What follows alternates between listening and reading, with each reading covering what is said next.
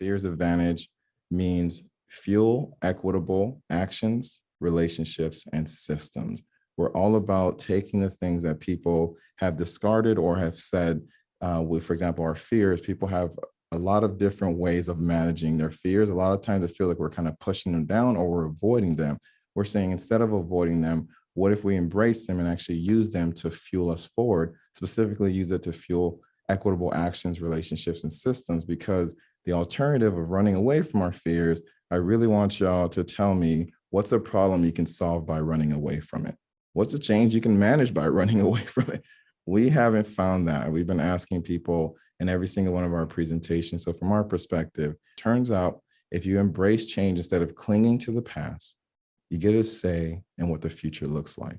You even can bring the best parts of the past along with you. This is important.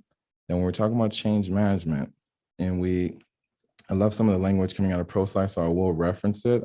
This is not, ProSci training, but I will share some of the things that really stood out to me. They talk about that future state that many of us as leaders are trying to take our team, and as leaders living in the future state, we have our team members who are still in the present state or the current state. And what's interesting, if we're trying to go to the future, clinging to the past, it doesn't even make sense. We're basically hitting the gas and the brake at the exact same time. And besides burning our tires, we can then burn out our team and burn ourselves out.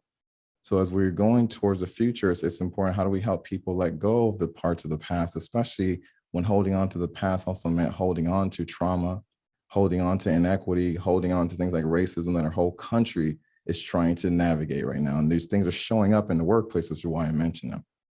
So as was mentioned earlier in the bio, we're on this mission to help 5 million leaders advance equity by 2030, to really create environments where employees can work safely and thrive, so we can create a world where more people can live safely and thrive. And my background is Haitian.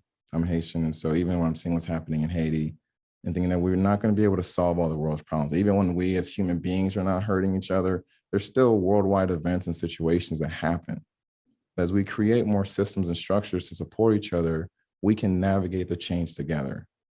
Your company culture is either happening by default or by design. So even as we start here at the very top, and a culture that's by default is generally one that's of inequity, one where we let the status quo, especially the status quo in the world, determine how we operate inside of our organization. However, one by design is more intentional.